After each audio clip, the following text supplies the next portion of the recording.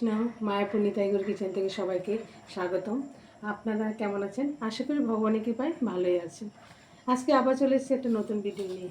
এখন তো গরমকাল, ঝিঙের সিজন। দেখুন ঝিঙে দিয়ে আজকে একটা সুন্দর নতুন হালকা পাতলা একটা সবজি রান্না করব। তার জন্য ঝিঙে লাগছে। দেখুন ঝিঙে বানিয়ে নিয়েছি। বেশিরভাগ ঝিঙেটা দিয়েছি আর আলু আমি এরকম করে বড় বড় করে একটু পাতলা ঝিঙের মতো, ঝিঙেটা তাড়াতাড়ি হয়ে যায়। একটু আলু নিয়েছি আর একটা বেগুন নিয়েছি। এই যে আলু বেগুন ঝিঙে দিয়ে একটা সবজি রান্না করব। আর এই সবজিতে আমি একটু বড়ি দেবো, তার জন্য এখানে বড়ি নিয়ে নিয়েছি। প্রথমে আমি বড়িগুলি ভেজে নিচ্ছি। একটা কড়াই বসিয়ে দিয়েছি, কড়াইতে আমি এখন তেল দিয়ে দিচ্ছি।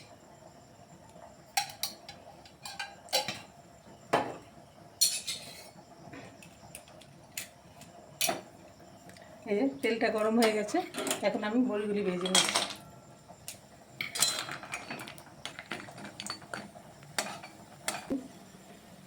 এই যে বড়িগুলি ভেজে নিয়েছি, বড়িটা আমি একটু লাল লাল করে ভেজেছি।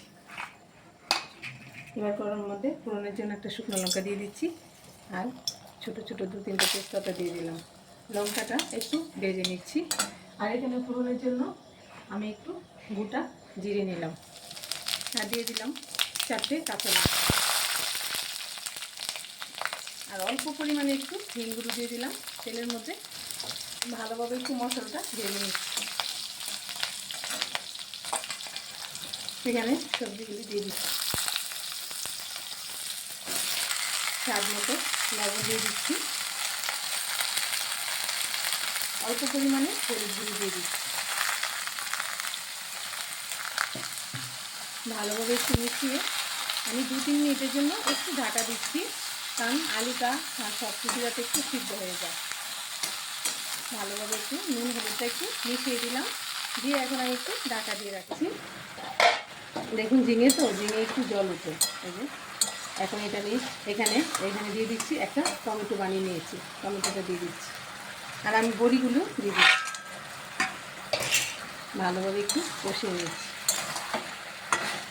এখন আলু ঝিঙে সিদ্ধ হয়ে গেছে, আর একটু ভাজা ভাজা হলেই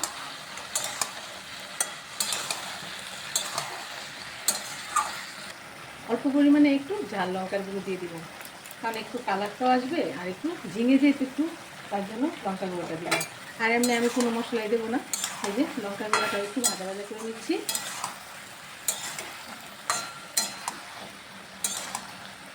দেখুন সবজিটা ভাজা ভাজা হয়ে গেছে, সিদ্ধ হয়ে গেছে। এখন আমি এখানে জুসটা দিয়ে দিচ্ছি। একটু ঝিঙের সবজিটা একটু পাতলা পাতলা হলেই ভালো লাগে, আর একটু ফুটবে, আমি আর একটু দিয়ে দিচ্ছি। ভালোভাবে মিশিয়ে নিচ্ছি। আর প্রথমে আমি সবজির মধ্যে অল্প পরিমাণে লবণ দিয়েছিলাম, এখন স্বাদ মতো লবণ দিয়ে দিচ্ছি।